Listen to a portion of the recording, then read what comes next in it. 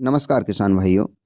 गेहूं की फसल से उच्च उत्पादन और उच्च गुणवत्ता कैसे मिले, इसके लिए हमारे किसान भाई दिन रात मेहनत करते हैं, समय समय पर खादें लगाते हैं और जैसा सजेस्ट दुकानदार लोग करते हैं या फिर यूट्यूबर्स करते हैं या फिर उन्हें गूगल से मिलता है, वो वैसा इम्प्लीमेंट अपनी फसल के अंदर करते हैं।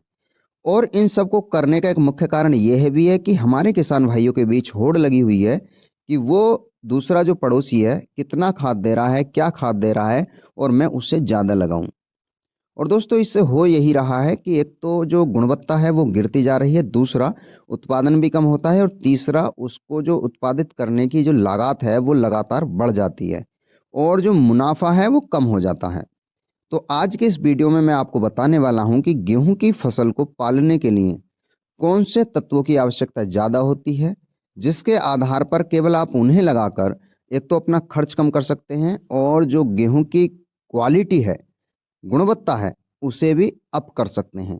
जैसा कि आप चार्ट में देख पा रहे होंगे, nitrogen, phosphorus, potash, calcium, manganese और सल्फर, इन तत्वों की ज़्यादा आवश्यकता होती है गेहूं की फसल को उत्पादित करने में।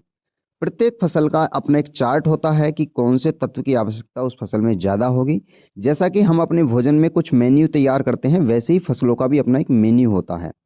दोस्तों, ऐसा नहीं कि अन्य तत्वों की आवश्यकता गेहूं की फसल को नहीं होती है। वो आसानी से या तो ज़मीन में उपलब्ध हैं या हम उन्हें सूक्ष्म मात्रा में देकर भी उपलब्ध करा सकते हैं।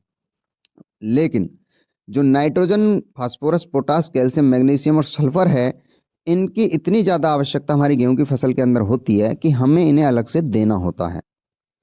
तो आज के इस वीडियो में आप ध्यान से सुनिएगा और अपनी गेहूं की फसल के अंदर इन्हें इम्प्लीमेंट करके आप भी उच्च गुणवत्ता युक्त अपनी उत्पादन ले सकते हैं और साथ ही अपना खर्च भी आप कम कर सकते हैं।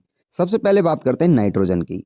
हम सभी जानते हैं नाइट्रोजन एक तो पौधे की ग्रोथ के लिए, ग्रीनिंग के लिए, प्रकाश संश्लेषण क्रिया में सहभागी होता है और इसे पौधे दो या तीन तरीके से उपलब्ध कर सकते हैं। पहला, वातावरण से, और वातावरण से जो नाइट्रोजन पौधे को मिलता है वो अपर्याप्त होता है। दूसरा तरीका है खाद के रूप में, दानेदार यूरिया के रूप में।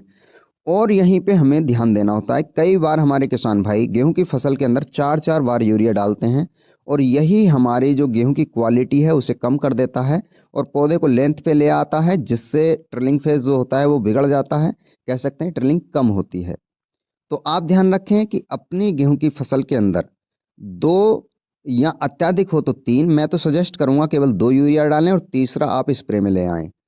तो यूरिया की मात्रा कितनी रखनी है? आपको 5 किलोग्राम पर बीघा यानी 30 किलोग्राम पर एकड़ की दर से आपको यूरिया लेना होता है। पहली सिंचाई पे दें और एक आप तीसरी सिंचाई पे दें। तो दूसरा तत्व है पोटास। पोटास ज्यादा मात्रा में अगर है तो नाइट्रोजन के बाद सबसे आवश्यक तत्व है और पोटास को आप दो तरीके से दे सकते हैं। पहला जो है आप बुवाई के समय खाद के रूप में NPK 12-32-16 या कोई और फॉर्मुलेशन या DAP में होता नहीं है तो आप तब जब बुवाई कर रहे हो पोटास जरूर डालें।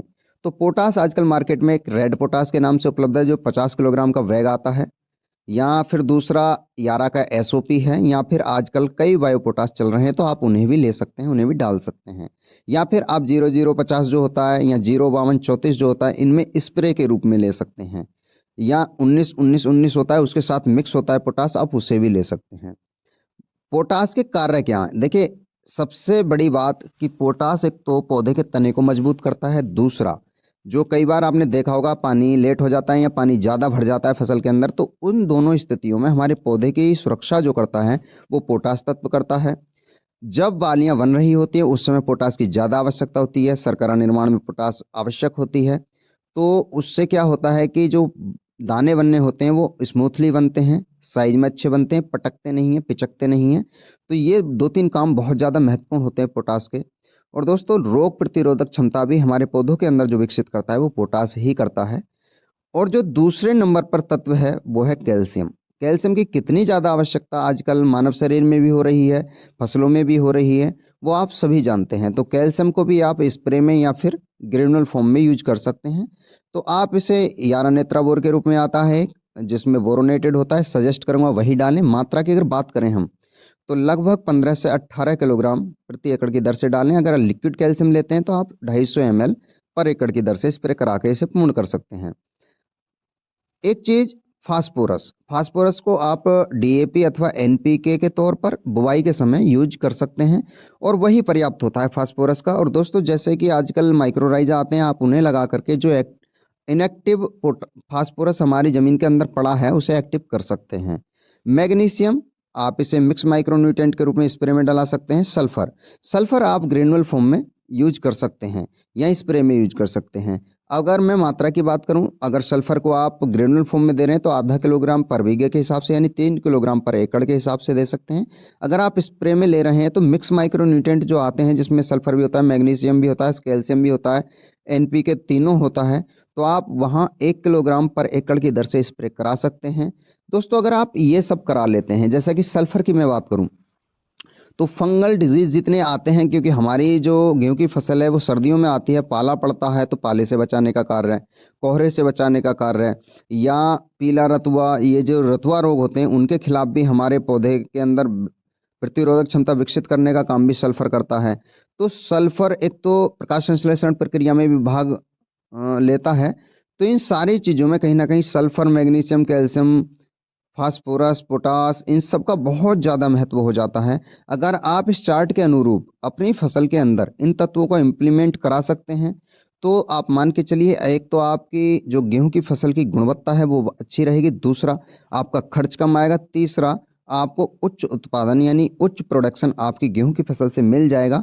और अगर ऐसा होता है तो फिर आपको फायदा ही फायदा है। दोस्तों एक चीज और मैं यहाँ बताता चलूं कि कीटनाशक की तभी आवश्यकता होती है जब हमारे पौधे के अंदर कोई रोग आए, और रोग तभी आते हैं जब हमारे पौधे के अंदर कोई भी तत्व डिसबैलेंस हो जाए और उसके कारण कुछ चीजें होनी शुरू होती हैं। अगर फिर भी कोई इंसेक्ट का प्रकोप है तो आप उसका स्प्रे या ग्रेनुल फॉर्म से